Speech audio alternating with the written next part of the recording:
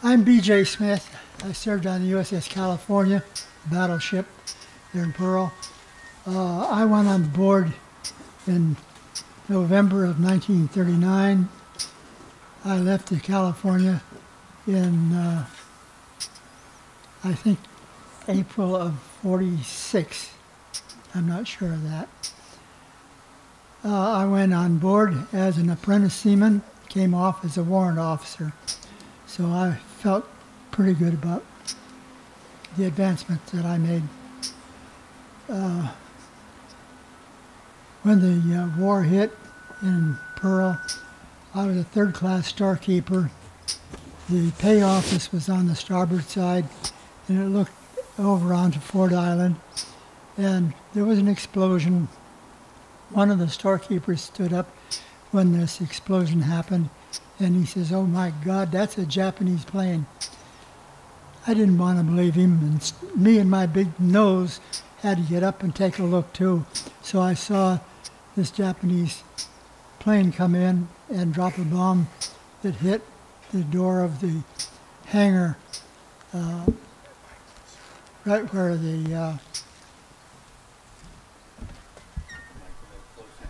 okay. Amen.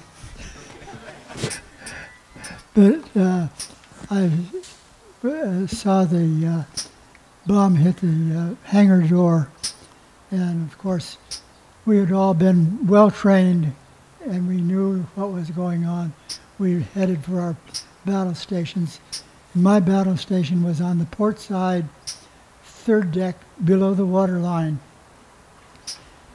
We handled aircraft ammunition that came up out of the magazines to a distributed belt, and it went to the different hoists that took it above to the anti-aircraft guns. And I can't tell you how long we worked getting ammunition up to the guns before the first torpedo hit. When that torpedo hit, it hit just below my battle station and just slightly forward. And of course the lights went out. The power was still on the hoist, so we were fortunate that way. So the battle lanterns came on and we continued getting the ammunition up for the guns. Pretty soon there was another torpedo hit aft on the ship, and with that everything went kafooey. And we had to handle everything by hand. And it wasn't too long before we were wading in water, ankle deep and a little bit more. And there was oil mixed with the water, and that oil, if you've ever been with the fuel oil that they use on these battleships, it stinks something fierce, and it will eventually make you pass out. Well, that had a little bit to do with things. But in the meantime, the Japanese decided to drop a nice, great big 5,000-pound bomb right above where my battle station was, and a piece of shrapnel hauled off and hit me in the head, and that took care of me, and down in the water I went. And I didn't know anything until I came to, and I was swimming in the water way down, and it was kind of cold, and I thought, heck, this is no place to be. So I started swimming for the surface. And when I came up, there was other men in the water swimming, and there was fuel oil about 3 to 4 inches thick floating on the surface, and far off some of it was on fire. And I thought, what the heck is going on? And I had this horrible, horrible headache along with everything else. And I don't remember anything more. I don't know how I got ashore or anything, but I woke up in the hospital with a concussion.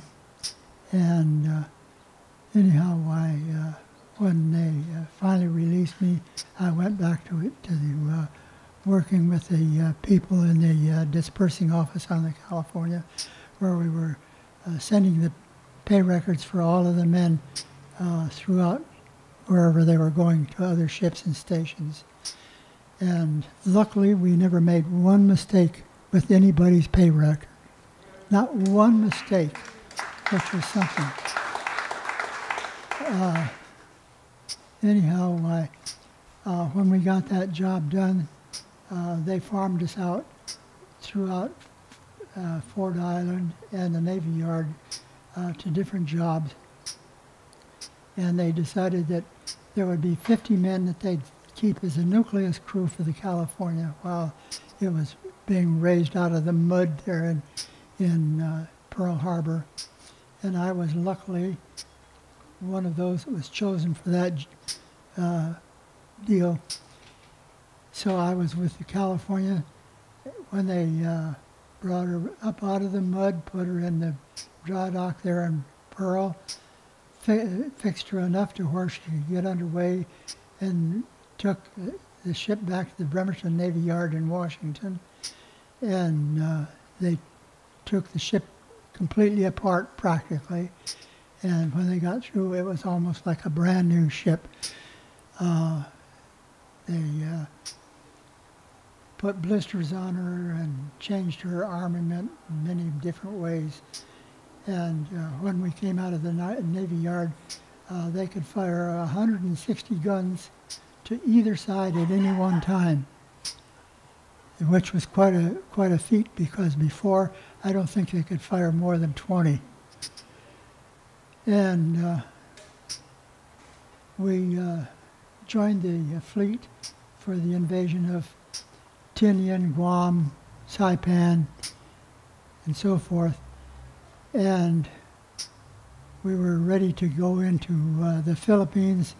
And the highlight of the service to me was the week of Christmas, 1945. We went into an atoll in the South Pacific for recreation and repair and whatever else.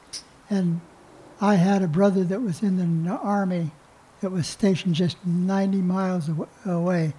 And through good luck, I was able to obtain his release to come back to the ship.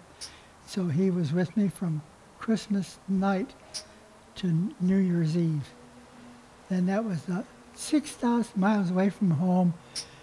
And that's the only time the two of us saw each other during the war. The only time that either one of us knew we were in the service together. And it was really something. But I served in the active service in the Navy until late in '46. And I got out and went into the reserve and served 30 years, retired in 30 years service total.